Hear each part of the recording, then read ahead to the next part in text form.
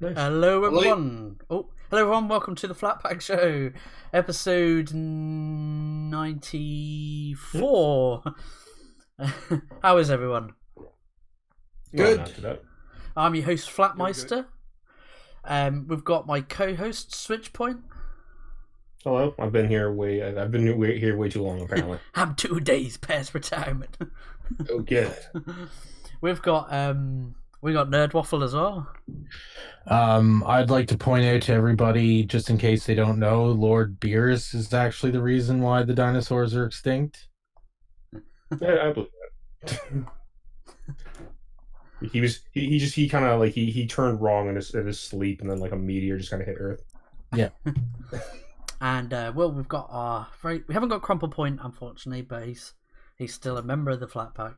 But we have a very special guest. We have Michael from Team Woodblocks. Michael, would you like to tell us a little bit about yourself? Hi. I've been working on the Dunia series for a long time. It actually started as a failed Kickstarter. And from there, we just kind of kept going, honestly. So it started with the failed Kickstarter. Then me and a couple other people made Dunia Masters, which is, another story from the one we were going to tell from the Kickstarter. And now we're working on the sequel to that, which is Northwood, which is an open world action adventure Dark Souls kind of game. Yeah, you showed me. You showed me some of that footage from that, and I shared it with the guys here. I'm gonna probably send it to Flat right now if he wants to put it up on stream. It's up to him. Yeah, definitely. Yeah. There it is. Yeah. And like it's interesting because like there is very much a Dark Souls inspired kind of gameplay with it. When I was like looking at it over, it was really creative too. It's like because if I remember correctly, like you also said like you had different you had like different like weapon, like well not just different weapons, but you had like different kind of like spells and different kind of like things that that will affect kind of how the flow of combat kind of goes. If I remember correctly. So the way it works is you have a few different every encounter will have a numerous ways to encounter fight enemies or not fight them, or just run past them, or you might have an item on your person that you can use to distract them, but the combat, you have a few ways to go about fighting enemies. You can use your sword, which will have different blades that affect how much damage you do, different guards which change the stance you take. So in the demo, I was just showing off its normal grip, where she holds it, where it's dragging behind her like a big club. And then briefly at the end of the demo, I show off a hero stance, where she holds it like your everyday, anime hero, where they have it on their shoulder and they're swinging it around. And then the grips are the last piece of the sword, which change how fast you're able to swing the weapon. Mm-hmm. And then on top of that, you have your fists, which do a different kind of damage, because there's normal health damage that you can inflict to enemies, and then there's stamina damage, and that was inspired by games like Metal Gear Solid, where you're able to take out enemies non-violently. Yes. And so you're able to take them out with your fists, but also on top of your fists and your sword, you have your gun, which is basically an auto-tracking stagger, kind of like Bloodborne's guns. Yeah. Okay. Like, see, there's a lot of little things that you're putting into this game, but you're still, like, from what I understand, you're still trying to like make sure that it's still intuitive and very much like almost easy to like, still very easy to grab it, like sit down and like kind of play it, like no matter who you are, right? Yep. Yeah. So it's one of those, easy to play, hard to master kind of deals. Mm-hmm. You're able to, everything is layered, very much like the story, where it's stuff that I have learned because I really love video games and I've played a ton of video games, and so I'm like, oh, I like, this thing. I like the reputation system from New Vegas. I like the non-lethal combat takedowns from Metal Gear Solid. I like the sanity effects and the way that the guns work in Bloodborne. And then I take everything that I'm seeing that I like, and how other game developers they'll look at books or movies or whatever and be like, oh, I like Catcher in the Rye, so I'm going to make a video game about a shit kid. Yeah. But for me, it's always been video games. So I'm like, oh, I want to make a game based off of games, Yeah. And yeah. No, yeah, definitely. I mean, like, sort of like a nod to your inspiration. Yes, exactly. Yeah. And there's a lot of I make sure that I'm wearing my inspiration on my sleeve, so I'm not having a Suzanne Collins situation where it's like, oh, Battle Royale? What's that? I've never heard of that. Oh yes. No. Is that the author of Hunger Games? Yep. Yeah. Oh. You know what they call Hunger Games in Japan? What? Battle Royale with cheese.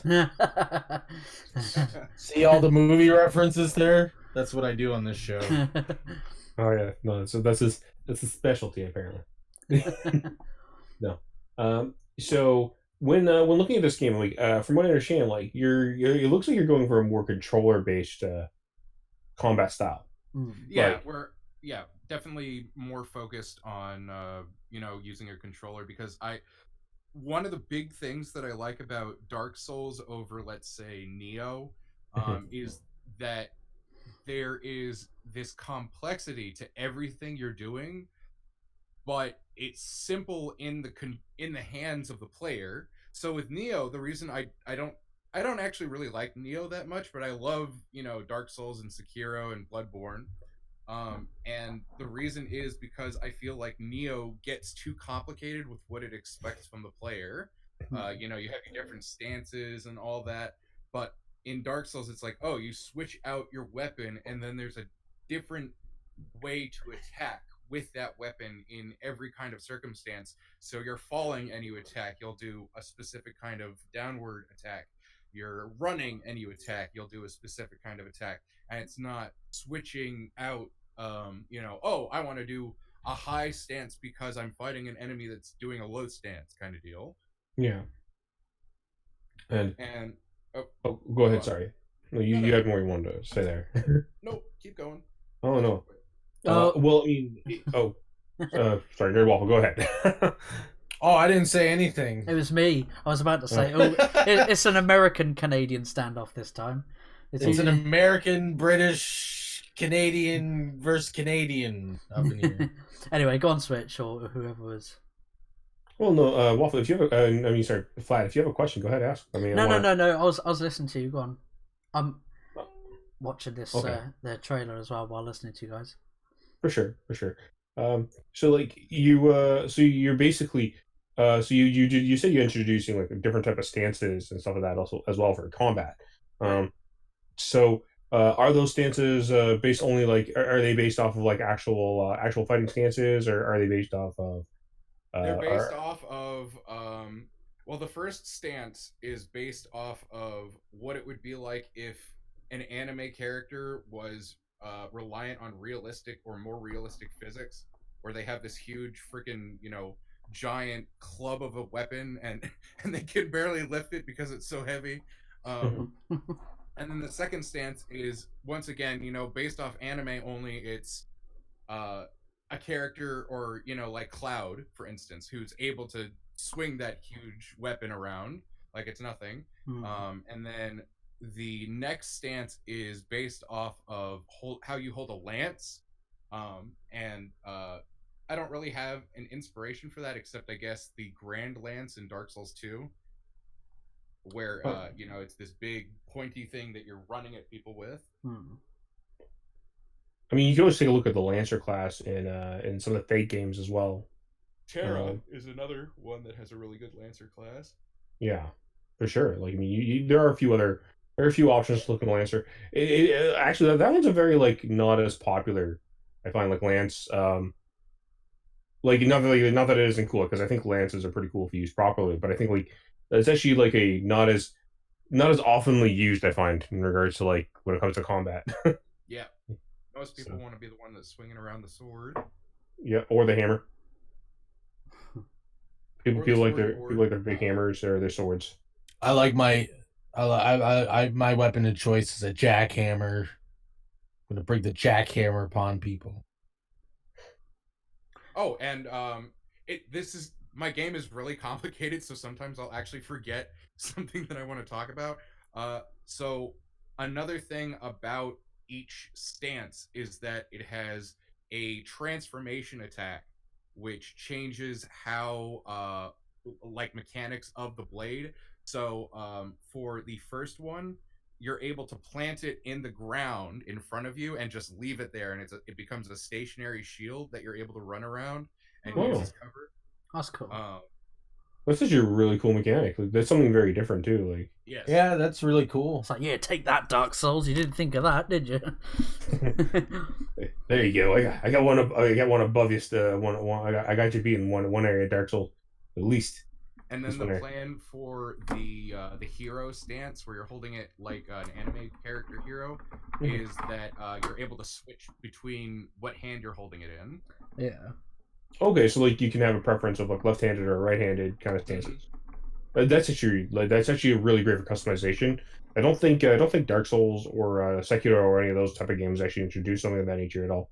So Yeah, there's I'm looking, like I said, that I'm inspired by all these different video game stuff. I'm basically taking ideas and then advancing with my own concepts on them.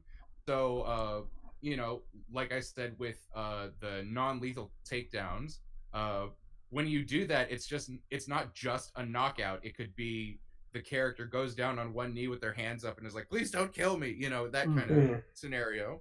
Um, I remember seeing something like that in your trailer. Actually, you had something similar that actually does show up somewhere in the trailer, if I remember correctly, where you actually had a yeah, character beg for their life or something of that nature.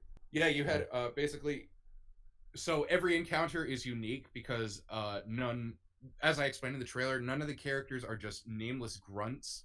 They actually each have a name. They have a personality associated with them. They have relations to the other characters. So the first two that you encounter that I'm showing off in the trailer is Marks and Bishop, and they're brothers. And when you kill one of them, the other one has a chance to enrage, in which case they'll just go nuts and keep attacking you even if it kills them. Yeah. Or they might, in the case of the trailer, Bishop runs away from the fight because he doesn't want to die. Yeah.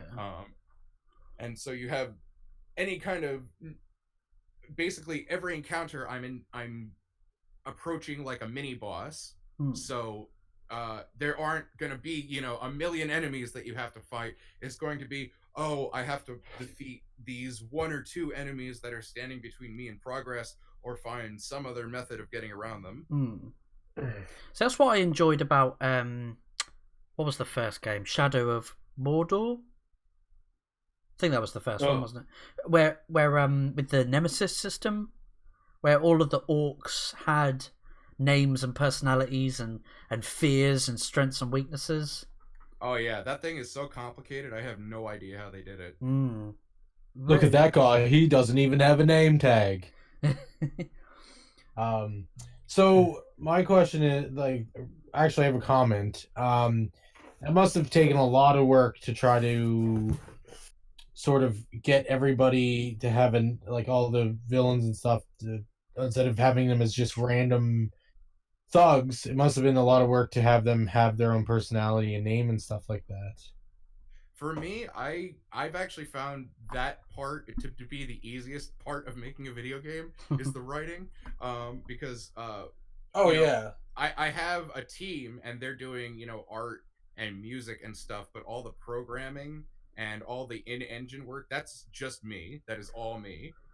Oh wow. What engine is it? Unreal, I think it said at the start of the trailer. Yep. You're making it on. Yep. Unreal Engine. Yeah. Unreal. So better question to you then is like if Unreal if Epic Games were to come and give you give you a grant for the game itself. Would you consider making this an Unreal exclusive then down the line, or?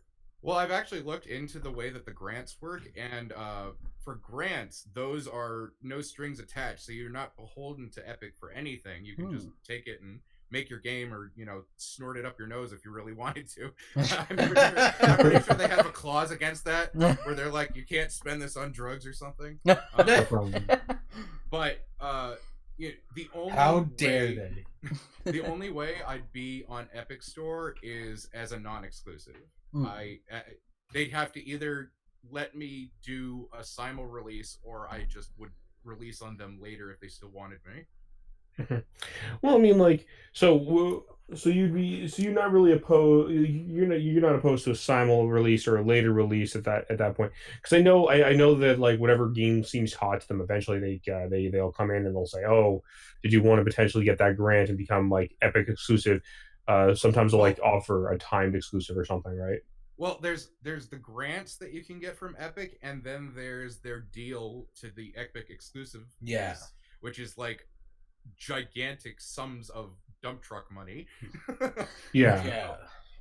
And I mean, I can't fully blame developers for doing that, but I can't also blame consumers for not wanting to participate in something they consider an unethical practice, of course.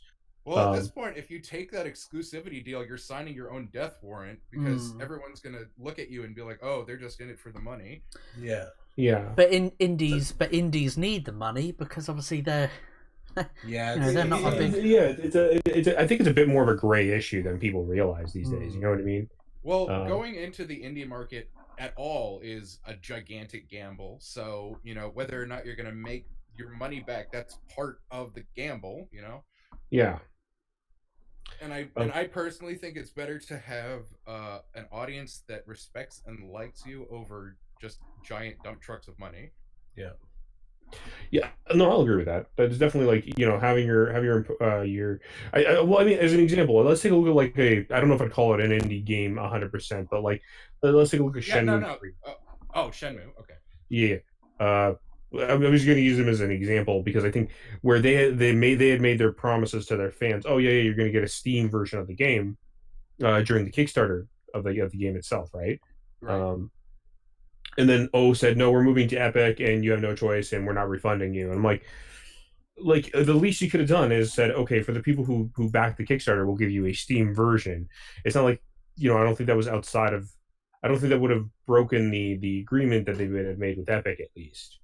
I have no idea what contracts or whatever is going on between developers and Epic, but I think that whatever it is, it's probably something like, oh, you have to act a certain way, and you have to release in a certain fashion. I don't know. I have no clue, but it's really bizarre how it transforms devs. Yeah, it really is. Like, I don't fully understand it myself, and I'm not trying to I'm not even trying to be rude or anything. Like, I understand like this is business and how business works. I'm just kind of like just a lot of really strange things, because I mean, like consumers are still part of this market, right? So they need to they need to have that feeling that their decisions are being listened to, at least to some degree. In my opinion, are the most important part of the market. Yeah. You guys are the reason that game devs are able to do what they do. That's just me. Oh, by all means, and I think you're more than entitled to that opinion for sure, because it's like, I think from dev to dev, it's gonna I think it's gonna vary from dev to dev, like what they think is more important or what they think is makes more sense to them of like what's the most important aspect. And I think that I think that it's great that we have devs that do think that the consumer is more important. I think that's because I mean they are very important. I think that the devs that don't, right? It's the devs that don't, and you have to understand like, well, why do they think that way, right? And because I'm not going to say they're right or wrong for thinking that way. I'm going to ask like there might be a reason why they think that way, right? And we need to ask ourselves why that's important to them. There's a lot of people who get into this business for the money, and to those people I say, do not get into this business for the money, because there are so many other jobs that pay so much better and are so much easier. Oh yeah. I'll agree. Anything that like any of these passion projects, like if you're gonna come do YouTube, you're gonna come do if you're gonna go do like reviews, if you're gonna go do any if you're gonna go do like game development, if you're gonna go do anything that takes that's time consuming, like these type of things, um, don't expect to like do it for money at like at least for the longest time. You know what I mean? Yeah, man. I basically everything that's gone into the game so far has been personal funds. Yeah. I have because like I said at the beginning, the Kickstarter for the first episode or whatever for Dunia didn't work out. So from there, I was like, okay, I could stop and get a job at McDonald's or something, or I could learn from my mistakes, keep going, learn. Like when I started, I did not know how to use Unreal. I, I I had a vague understanding of how to use engines, but I was like, I was very much clueless in a lot of ways. But I just, I was like, I looked at YouTube tutorials, and from there, I just, but the first thing I learned how to do was switching between third and first person cameras and being able to look at counting yourself. It's Because the I was same like, man, thing. I really wish you could do that in Skyrim. Yeah. But I did exactly the same thing. Like, I tried running Unreal Engine on my laptop, on this laptop I've got, and I was able to move the camera about for a bit, and then the laptop crashed. See, now I'm curious because Halo just came out on PC, and I'm ecstatic. I'm like, finally, like, now see Microsoft did this for years. It's like Halo Reach, isn't it? Yeah, Halo Reach just came out, and then in a few weeks, I think Halo 1 will be coming out. But anyway, fun games, still fantastic games. Yeah, but like, a bunch of people have been playing the hell out of those. Oh yeah, like the servers have been crazy busy. I love it. Me personally, like, I prefer going for the single player, like co-op in the story mode with friends. Not so great on the multiplayer. I mean, I play single player games mostly, but same. But like in regards to it, I'm just glad to have Halo and be able to play it on PC. Like, it feels nice to be able to play with mouse and keyboard again, since like Halo 1 and 2, way back in the day, where like that was like the last time you could do it. Yeah. And like it's just like, it just took them long enough to finally do it. And I'm like, okay, but I'm kind of curious if Flat's PC could even handle it. Well, he might be able to. Probably. As far as I can see, it's just a straight port from the 360 Reach version or something.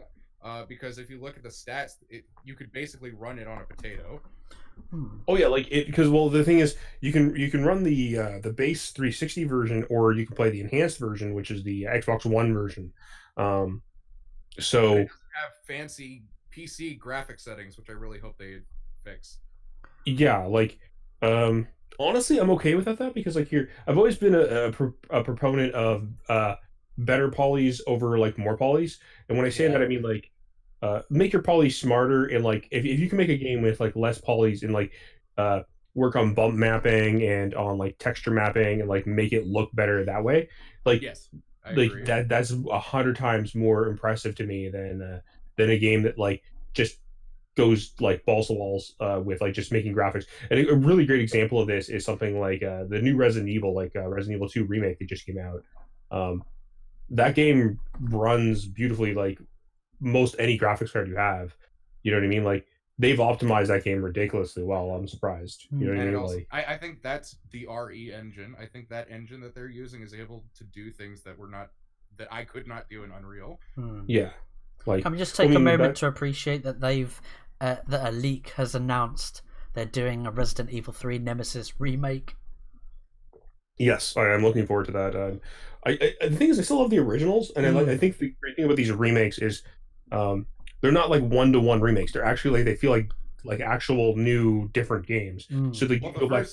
The first Resident Evil remake was just a one-to-one. Yeah. And that one I'm gonna let slide because the first Resident Evil is kind of it's a little clunky. Like the original first Resident Evil is a little clunky. Those tank controls. Like it's not even the tank controls that bother me. I mean, I can go back and play it with the tank controls. I think what it is though is for a lot of people in their current mindset, it just doesn't flow well for them. Like with how we play games these days, So I'm gonna let that one slide just a little bit, but the not to mention, like, I mean, there is that harder mode with the red zombies, so that's not too bad.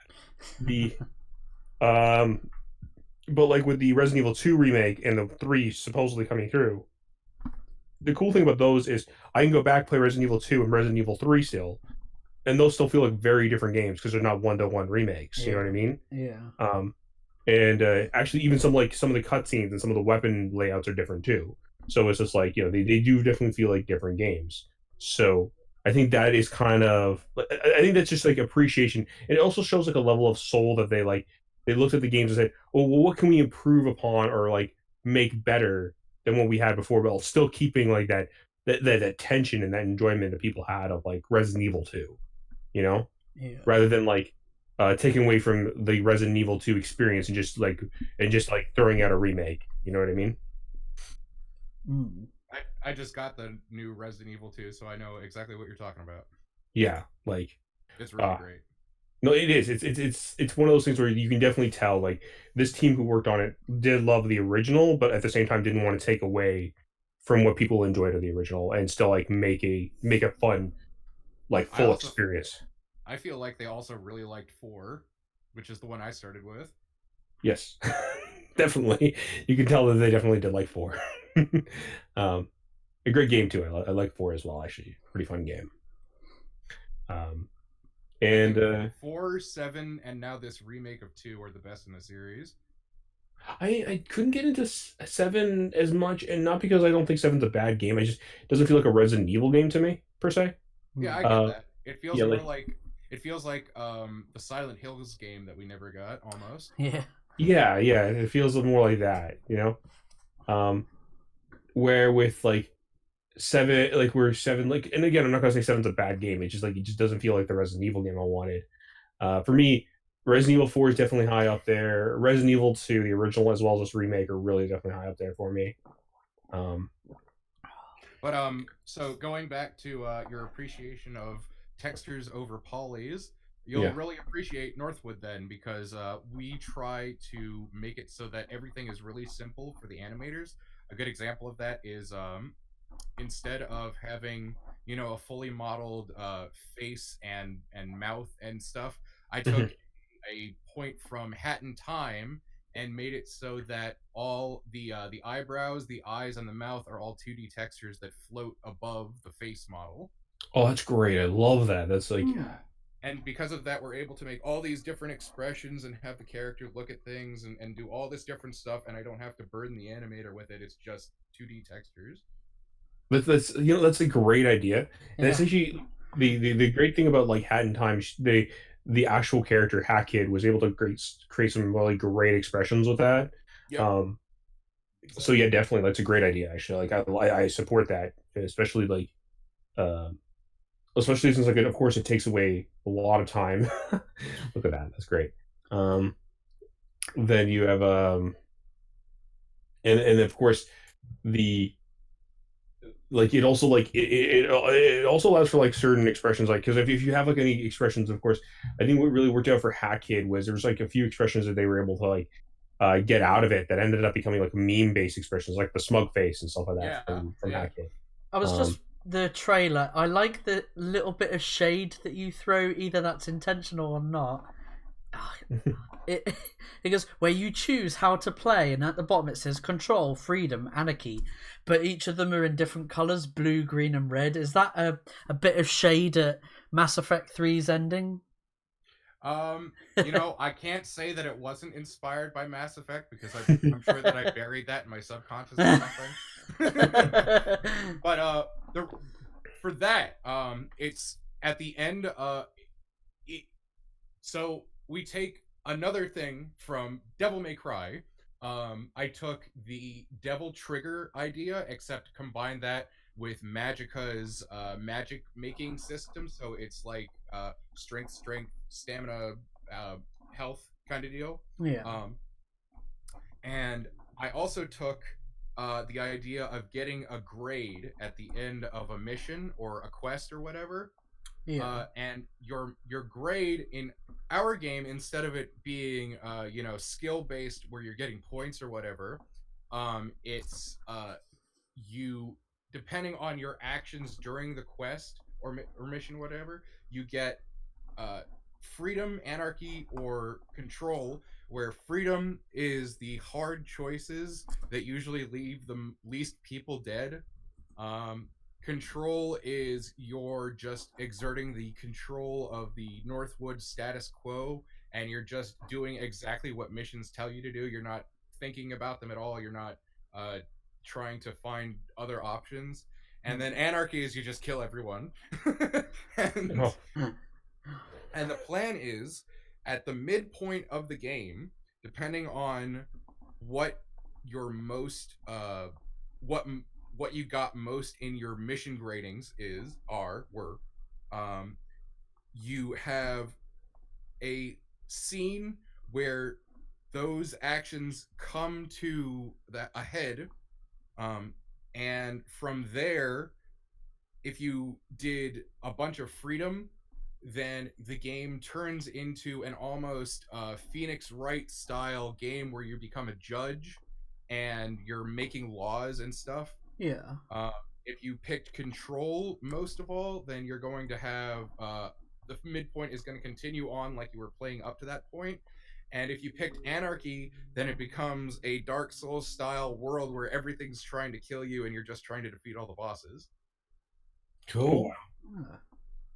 See, like I love this. I love that like you have like these kind of like almost different like paths that that'll like that are kind of going through based on that. Like and are you gonna have like kind of like these mixed kind of scenarios as well, I presume, where Oh yeah, definitely. So a character might mention some action you took, or you might have an entirely different encounter based off of things that you've done, or you might not encounter certain people because they didn't show up or were dead or killed or whatever. Yeah. One fun idea that I had is there's going to be a main quest in episode 1, which is coming out after episode 0, which is what we're working on right now. Where you're trying to prevent an assassin from killing a bunch of mascots for a television show, and depending on who you save during that mission, it changes posters that you see around the world. Yeah, because that's there cool. wouldn't be those characters wouldn't be there anymore. That's really cool. No, you put a really lot of thought in it, dude. oh yeah. If you've played Disco Elysium, that game is doing a shit ton of stuff that I want to do, that I hope that I can do. Well, you know, I have to, you know, I have to appreciate that, like, you're putting forward this effort, like that. You can clearly, like, it's clearly a passion project where you have like all these things happening. Yep. You know, and passion is most of what's powering this at the moment because of how much money it's being costing us. Well, I mean, I imagine this is like I imagine this is no small feat in regards to costs. Yeah, well, it's because I have, you know, I have a professional voice actress playing Adrian. She's actually been in a few different games now. Yeah. I have, you know, 2 musicians who are fantastic, both of them. I have a bunch of artists who are doing 2D, 3D concept art. I don't know if you saw, but we were also doing a comic, so the concept artist is also doing the comic art. Yeah, that's really cool. And we're working on the second comic chapter for that, as well as the game at the moment. And yeah, you know, it's worth it though. I think that it'll be really worth it, and when it really comes to it, people are gonna love everything that we're working on.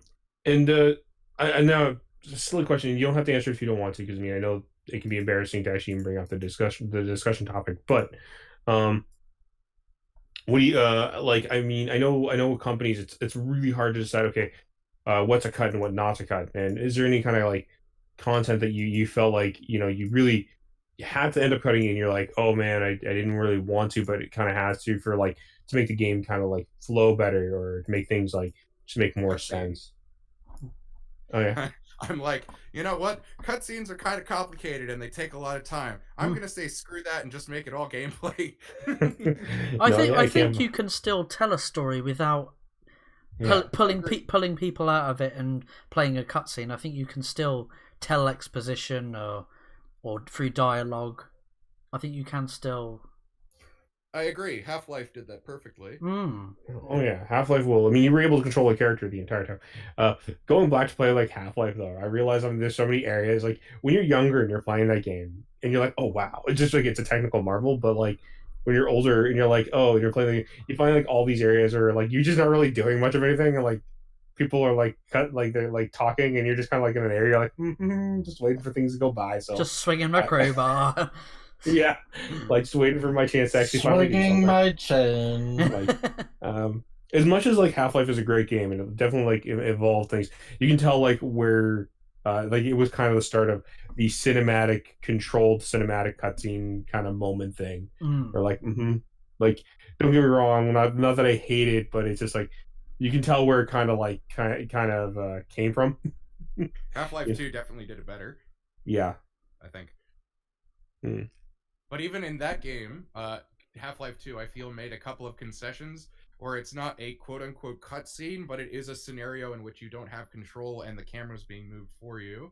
Yeah, like, and see what I mean? Like, it's like, oh, the camera's being controlled for you. Or even if you're able to control your character, you're really not able to do anything anyway, so you might as well not have control of your character. It's just like, oh, you know? Yeah.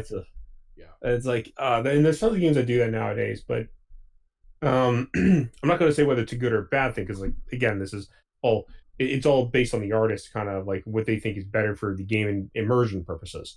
But then you have like stuff like we're also having a return to form to like classic boomer shooters nowadays, with stuff like Ion Fury coming out, and stuff like what is it? What's another good one that I recently played through, the Sin Gold or stuff like that, right? Like or even like, but yeah, you get the idea where they're very minimal in story. Like the story is very much kind of like lore that you find throughout the game itself, or through like through reading through external material and stuff like that. And most of it's like it's very much raw, just gameplay most of the time, right? You know what I mean? So I actually in the trailer I talk about this a little bit, where you'll have a codex that's just filled to the brim with every kind of aspect you could think of in this world, because I've thought it all out. You know, I have a 20,000 year history of this world basically, and ready to pull stories out of it as I feel like. Jeez. And so you have everything explained in the world, but the main character is going to act like she's already lived in this world for an extended period of time, because she has. So you're not going to have, the character walk up and be like, what's that thing? It's going to be like, oh, hey, Fred, I see you're loafing around today. I was reading about the world of Dunia.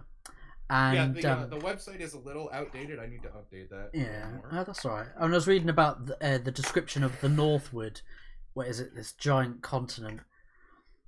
And there's the giant continent of Mahali, and then there's the tiny island of the Northwood. Yeah.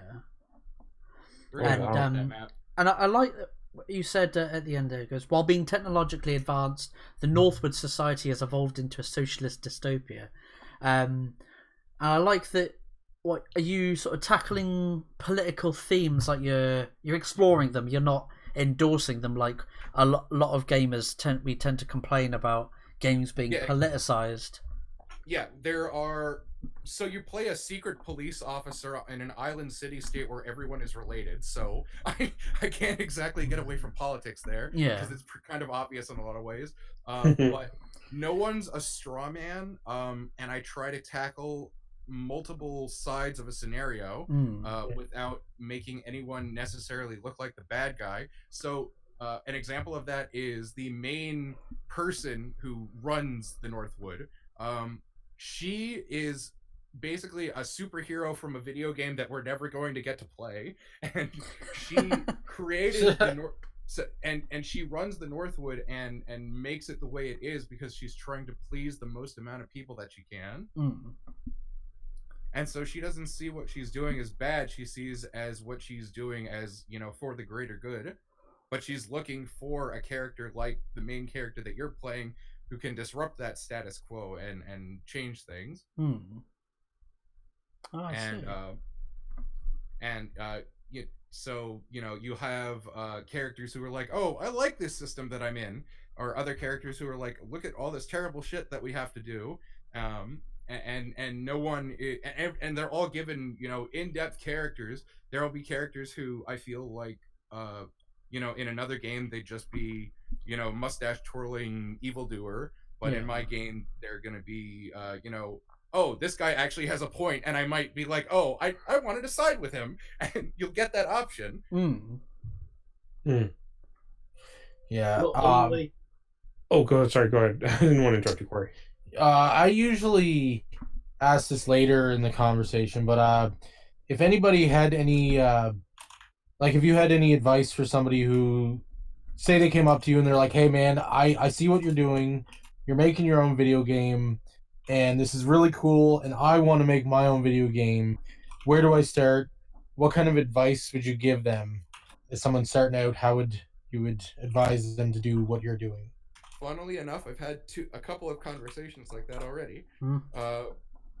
My first advice is to figure out one area in which you are going to be the core of the game. It can be writing, but I recommend writing be a secondary, so like you're programming and writing kind of deal. And so the three cores I'd say are the music, the art, and the programming, and you got to pick one of those and excel at that, and then you can go forward into the indie game sphere or the AAA sphere, because you'll have the ability to do something that's not just writing. And my other suggestion is to not do it for the money, because if you do it for the money, you're either going to make a wild success or you're going to burn all your money, and then you're going to feel terrible and probably kill yourself. Okay, that's a bit graphic. Hey, I'm looking to start my own thing. Can I get some positivity? Yeah, don't do it for the money, or you might as well just go. Well, have you ever seen Indie Game the movie? No. No. I highly recommend it. You have Phil Fish, the man who made Fez, being saying they're like asking him, so what are you gonna do if this fails? And he's like, I don't know, kill myself. Still a bit sore within the gaming industry, the indie gaming. Yeah. Poor Alec. Yeah. Anyway. I mean, I'll be honest, I don't even know how I ended up with multiple copies of Fez, but I ended up with multiple copies of Fez for multiple systems that I used to own and all that kind of stuff. Hell, I think I even have a PC copy of Fez. Anyway, I actually never liked the game. I'm sorry, Phil Fish, and I really do hope you don't kill yourself. I don't hate you that much. Not a fan of you. Over that. Yeah. I think he's in a different mindset. I'm not a fan of you at all. I think you're a terrible person. I'll definitely say that. But I would never wish death upon anybody. I'll say that much. But I really don't think the game is as creative as he thinks it is. Yeah, it was fun when it was a puzzle game where you're moving around the world, and then it becomes this unlock cryptic symbols in shit kind of game, and that's where it really lost me. Yeah. Did it all become a bit too repetitive? That too. Which is something I hope to avoid in my game. I also was never a fan of some of the sound effects in the game. They really irritated me. No offense or anything, but I mean, I get it, creative freedom, you do you, but there was just some of those sound effects that really grated on my brain for whatever reason. Hey man, I know exactly what you're talking about. I was so unconfident in my ability to do sound effects. I got a professional. Yeah. There's a point where you got to just ask for help. You know what I mean? Even if you're not going to hire somebody, at least ask for help, where somebody can be like, "Oh yeah, okay, we can. Let me look it over for you to see what I think," and be like, "Okay," And you have to understand they're not coming from a place of malice. They're coming from a place of wanting to, most likely wanting to see you succeed. Preaching to the choir. Yeah. Oh my! Apparently, the big news today is, okay. So this is one I'm gonna have to interesting note here. Congratulations, Kotaku, for noticing. Normally, I'm not a fan of Kotaku, but here we go. They noted that apparently PlayStation 4 stole art from multiple sources to make their new trailer for the PS4 lineup. Ooh. Ooh, Ouch. harsh. Really? Yes. Stuff that was stolen includes things from like Steven Universe, Ooh. like animation, like from Oleg, from a lot of things. People put them like side by side for comparison. Fooly Cooley was also copied. Last Word, Goblins, Vincent Chansard mailed it. Oh my god, the list goes on. Holy crap. That's Like, really bad. oh yeah, no, this is not. Oh man. Whoever put that together is gonna get so fired. Oh yeah. Oh yeah. No, this is not good. Not good at all. You effed up big time here, Sony, on this one. Yeah, that is. Sorry, that was just something that just came up in my newsfeed right now. So I was like, okay. Alrighty then. Yeah, that's crazy. Yeah. Well, here's hoping I never get my art stolen by some jackass. Yeah. I mean, who knows? Maybe it'll be the way you get your. Maybe it'll be the way you get your fame too. Like, remember there's that one guy that review stolen of his from IGN. Right. And of his YouTube channel blew up to like 200,000 subscribers. It happens. Yeah. God. Like. I think one of the most annoying things in how this universe we live in works is that you could be the most creative, ingenious person on the planet, but if no one sees your work, you're basically nobody. Yeah. There was that's it. There was something that I was trying to remember throughout the show. There was this indie developer created this game, and he wrote to out to news outlets, and they didn't cover his game.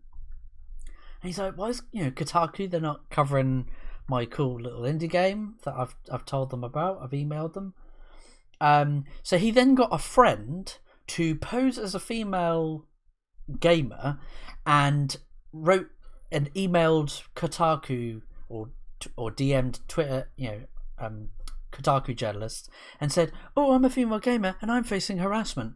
Kotaku journalists didn't even Stephen Totilo, the executive editor or whatever he is, position he has, they didn't verify this story, but they just printed an article anyway.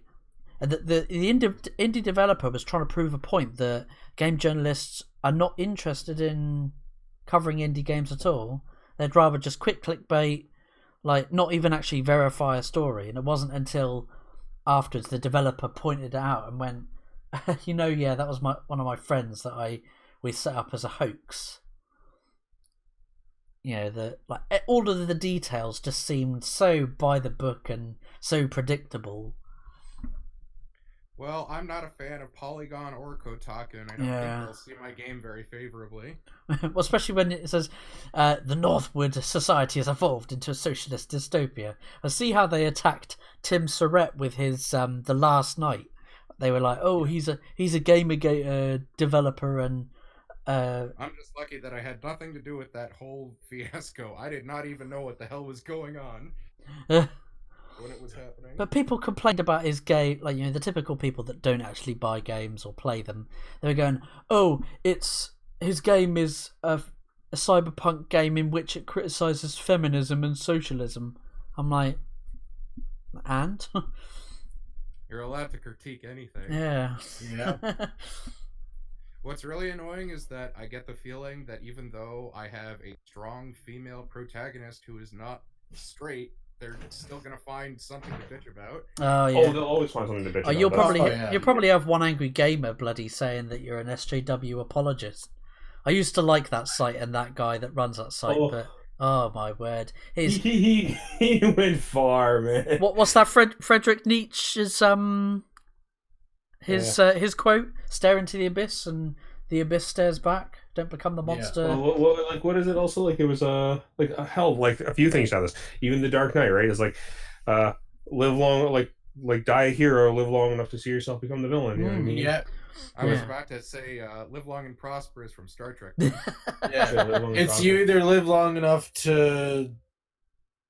No, never mind. Yeah, you got it fairly right. You either Like- die a hero or live long enough to see yourself become the villain. That's the one. Yeah. That's the quote, right? It's like it's also like there's that. There's also the there's also, like, as you said, right? The stare into the abyss long enough, you'll eventually become the monster that you see in the abyss. You stare at the abyss long enough, it stares back, which means Yeah, exactly. You, Yeah, you what become said. the monster you fight. keep hunting dragons, and eventually you'll become the dragon.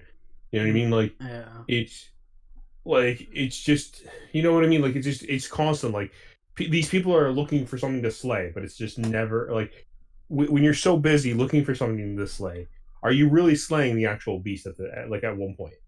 Yeah. Well, yeah, it's almost like, yeah, it's like Don Quixote too. You know, like it's, you eventually become. There's all sorts of examples where it's literally like people so obsessed with hunting that Don Quixote is great because Don Quixote is he's out looking for a beast. He ends up hunting a windmill. Oh, what I'm trying to think of, like, there's so many good examples, and there's one particular one I'm trying to think of, but I can't think of it. But yeah, like oh well, I mean, you know what? Has anybody played Warcraft 3? Okay, yeah.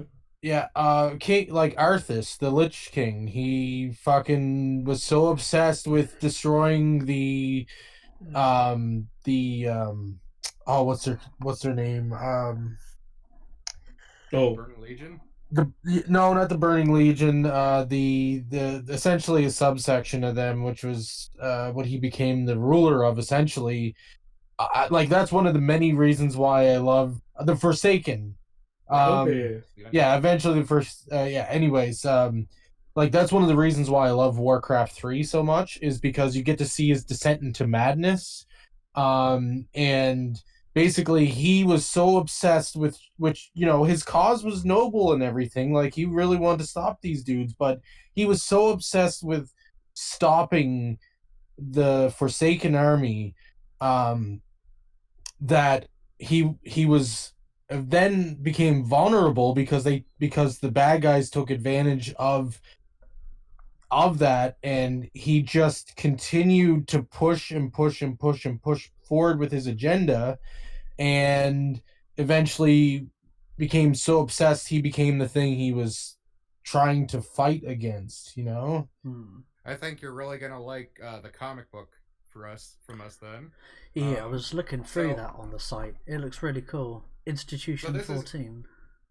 This isn't really a spoiler because the game happens and you see everything that happens in that, and Dunia Masters happen, and that explains like the future and everything. But so Adrian starts off as a character who in another story ends up destroying the government. Basically, she's a freedom fighter. She's trying to stop the evil stuff that's happening, yada yada yada. But at a point, she eventually realizes that all the good she thought she was doing was just doing more harm, and ends up joining the Northwood Secret Police instead. And as an adult, she becomes a captain in the Northwood Secret Police. Oh wow. So yeah, like you're basically taking like the you're trying to like basically create like like a lived in world kind of scenario with all this, and it's Yeah, everyone has a story. I've thought out pretty much all. So it's a skeletal structure. Imagine it like a house. I have the skeleton of the house ready, and right now I'm just adding rooms and windows and piping and stuff. okay. No, that makes sense. Like it's you're basically trying to work your way from like the inside out kind of thing, trying to like build it, like trying to make a strong core, then build above within the core, and then kind of get out to the outer shell kind of thing, so that like all pieces kind of fit together properly. Yeah. Yeah. No, I love it. One of the first things I like to do with a character is figure out what their favorite food is and what their favorite hobby is. And those two things can not only tell you the kind of person they are, but also give you an idea of what they'd be doing in their free time and what kind of world they live in. So it's like, oh, this person's favorite hobby is figure fighters. Well, what's figure fighters? Oh, it's a game where you have little figurines with stats on them, and it's like chess almost, you know. Well, then I mean, you can go even deeper than that. Like, what's their favorite part about about that game specifically? Is it like amassing the collection? Is it like the fighting, Yeah, with other exactly. players, stuff like that? Then that even like adds even more stuff to the palette. You know, that's And interesting. then from there you can spread out, why do they do what they're doing, what's their occupation, do they take drugs, if they do, what drugs do they take, and then from there you have more, like, oh, blue leaf, what's blue leaf? Oh, it's a cannabinoid that you smoke like a smokeless cigarette, and littering is illegal, so you can't just throw it out, you got to put it away. Okay.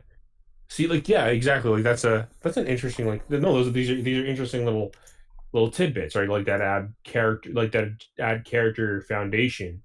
You know what I mean? Like, and definitely, like, also in a weird way, you're kind of also like building up on the world a little bit too while doing stuff like this. Yeah, So exactly. no, yeah, this is actually this is interesting too, right? Um, so do you find like doing stuff like this also helps like keep things grounded in your world? You know what I mean? Right, yeah, exactly. Yeah. So, because I think that's also very important, right? Like, trying to keep a grounded world. So, as an example, like some people like to say, oh, well, in the new Star Wars, it's so bad, like it's like anything can happen in the new Star Wars. It's like Last Jedi kind of proves like just about almost anything can happen, right? I feel like Lucas did not plan out much of what happened in Star Wars. No, but like, That's why we have time traveling Palpatine. fair. That's fair. I think he's going to be a clone. I don't think there's going to be time travel. I still We've don't think already it's. seen time travel. The thing is that in Clone Wars or Rebels, whichever one, he does actually find Oh, yeah. a time teleporter under the Jedi Temple. It's Right. really Oh, my stupid. word. Dear me. Yeah. So, I mean, again, I'm not trying to bring up like a sour subject with Star Wars. I'm just using it as a reference. No, So, no. Yeah, no, Star Wars is another one of these that I took a lot of inspiration from. Yeah. So, a good example of that is everyone in the Northwood has a sword called a sword breaker, and it's called that because it's designed to. It has these teeth in them that you can break other swords with. And when you're an adult, everyone makes their own sword breaker. Um, and the reason that Adrian's is so huge is because it's like she's fighting back against the system in her own way. Yeah. And the where I get Star Wars into this is that each of these weapons is like its own customized thing that tells you about the character. So the guard material tells you what which echelon they're in, because there's the upper echelon, the lower echelon, the upper citizenry, the common citizenry, and the lower citizenry. And so if you have a gold handle, it's because you're in the upper citizenry, that kind of deal. So swords are more not just a weapon, but like a symbol of your status symbol. within the. Yeah, that's cool. They're trying to Okay. compensate for something. But Go ahead. Sorry. Oh no, I was thinking. I don't know if you've ever read Warlord of Mars or like Princess of Mars or any of those Edgar Rice Burroughs books, where they had like a status symbol, which was interesting. The guy was kind of thinking of this, like, so the characters in those books are all like don't wear much of anything, like barely any clothing whatsoever, and like the way they were able to tell status is like, do you have like gold pieces or silver pieces or stuff like that, like, so you know somebody is of like a higher status based on like how much based on like how much jewelry and like armor or stuff like that they may wear. So like a commoner may be naked, whereas like a princess may have like earrings and like a crown and stuff like that, you know what I mean? I haven't read these books, but the idea is, the idea of caste systems, that's been around for a really long time. Yeah. And that's just human history. Oh no, I agree. It is definitely human history. It's So that's where I it got the just, idea, human history. yeah. It just sounded very familiar when you mentioned like these armor classes and the sword classes and stuff like that. That's all. And yeah, so the go thing ahead. I was gonna say is that even though everyone has these swords, you're not allowed to legally draw them. The only people that are allowed to use their swords are members of the police and the secret police. And so this is another, one of these layered bits of storytelling that tells you about the society and is also a real world allegory for a couple of things. Yeah. Oh wow. Yeah. Well, no, yeah, like I mean, no, yeah, Tools these are are illegal, stuff like that. well, yeah, like we're now coming into the point where like that actually kind of says something about like about like controlled societies, right? Like uh the other question is like so swords are illegal to use, right? Like now the question is like is it illegal to use period or is it illegal to use because is it illegal to use unless it's for self defense? Is it Even if that's the thing, even if it is in self defense, it's still illegal to draw them. yeah? So and and that's an interesting aspect to like look into, right? Like because it's so like as compared to like let's say here somewhere like in our neck of the woods where you come here to like North America, if you have like legally you're not allowed to have like a weapon drawn unless you have a very good reason for why it might be drawn, right? Right. So and that's like an interesting like thing we have here, but like there are countries where it's like illegal to own weaponry whatsoever, and I imagine that's going to be something that you like. I'm not sure it's something you're going to tackle in your game or not, but like it is interesting like when you have like these scenarios where how do these people get like how do these people get like illegal weaponry or even use it illegally? And in this case, scenario, people can easily get the weapon because like again, you said like it's already a symbol status, right? So somebody who already has like proper symbol status can get it, but can like if they use it illegally, um, because like well curiosity curiosity does take over eventually, right? Is there a person who's like just curious and is going to do something that's dangerous? And that's actually an interesting aspect to always study. Well, as a captain in the secret police, Adrian ends up getting to take on all sorts of little quests and go into people's homes that you normally wouldn't be able to in other games. Mhm.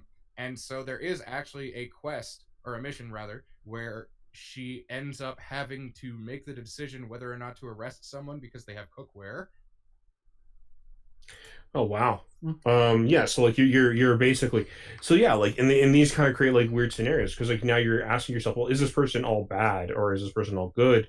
Uh Yeah, like and the decisions that you make in those scenarios will affect the game further along the line. So on top of the sanity system, I didn't cover it really well in the trailer, but there's also a reputation system, and each of those reputations is tied to one of the echelons in the city or a smaller organization. And mm, if you do something that you have made illegal through your actions, you're going to lose reputation. So a good example of that is say you make the blue leaf cigarettes illegal in there, and then you decide to use the blue leaf cigarettes. Not only are they harder to find because you made them illegal, but by using them, you're also reducing your own reputation. Yeah. Oh, that's right. okay. Kind of like China's. Careful, thing. don't want to get bloody disconnected. Oh yeah, we're past the hour mark. Just to let people know. Yeah. Oh So yeah. I was Yeah. gonna say. I can keep talking. I'm good. I Well, was you gonna guys wanna say continue. I need to wrap up. As I've got an early hospital appointment tomorrow morning with the wife. Got another scan. That was why I needed to duck out. But yeah, like, I'm happy to wrap up here, and then like if you guys wanted to continue. Yeah, no, we can wrap up. Okay. Well, okay. So let's wrap up because I mean I think we should probably wrap up, but we can always have Michael on again eventually. Yeah, always. Yeah. The microphone is the door is always open. Yeah, Definitely. and I think we had a very good like conversation here. I mean, it was a little bumpy at first, but I think we got the flow of things going. It was, it's always good. It's always a little bumpy when you meet somebody new, but always eventually you find that flow. Yeah. And I'm sure like we'll probably try to get you on again in the future. Maybe like maybe after your game comes out or something, and then that way we can definitely, have like because I'm hoping to get it out by the end of December, and if not, mid-January. And that's Yeah. going to be episode 0. and then next year is going to be episode 1, and so on and so forth. And it's going to work like Hitman 2, if you've played that, where Okay. you have the base game, which is free, Yeah. and then every chapter is basically quote unquote DLC, where it's just inserted into the game. So all your actions, items, and whatever carry over between each chapter. Yeah, that's really Okay. cool. Yeah. No, I know exactly what you're talking about. Yeah, like the new Hitman did that. Yeah. Telltale. There you go. Episodically, yeah. Yeah, no. If it works as a model for you, and it still feels like a good experience, then I think that's definitely well worth doing. You know. Yeah. Well, I definitely want players to have all their progress and everything carry over between each chapter. That's going to be a huge thing that I make sure works properly. Yeah. Big selling point. But yeah. So I mean, I have no final words myself. I mean, other than feel free to definitely check out their Twitter page and check out their YouTube channel. Keep up to date and check out their website as well. Just keep up to date on there. Is there any final words you'd like to set out yourself there, Michael, before we let you go? Just that I'm glad you guys had me on, and I'm really thankful for it. Yeah, it was really great talking to you. Yeah, it was great. What about you guys, Switch and Corey? I think I covered it. I'd like to see you guys just try to just check out his project, and if you have any other indie creators, try to bring them our way. We'll try to see if we can get them on. Yeah, definitely love to have more indie game developers on. So I know we've had a string of comic creators, but yeah, it'd be cool sort of going into video games as well. Nerd Waffle, did you have any other final words? No, just just keep, if you're a creator, just keep creating. Doesn't matter if you think it's going to be successful or not, just do it because it needs to be done. Remember to hug the person next to you, and I'd like to thank Michael for coming on the show, and I had a really good time talking with you. So I hope that we can have you back on soon. Thanks, Matt. And so my final and good luck. Yeah, yes, thank you. I'm gonna need it. Yeah. And my final words are, kudos to you, man. Hats off to you. You managed to create this whole entire world. You've got this lore built. You've got all these characters, and you've really got your head screwed on with this really ambitious project for an indie developer. Yeah, I really wish you all the best of success, man. Thank you. So with that, it's been the Flat Pack Show. We'll remember, it's always every Wednesdays, 11 p.m. GMT. That's about 6 p.m. Eastern. It's been me, Flatmeister. It's been Switchpoint. Peace out. It's been Nerd Waffle. Keep it toasty. And it's been our very special guest, Michael. Hi. Bye. We'll catch you in the next episode, everyone. Take it easy. Bye.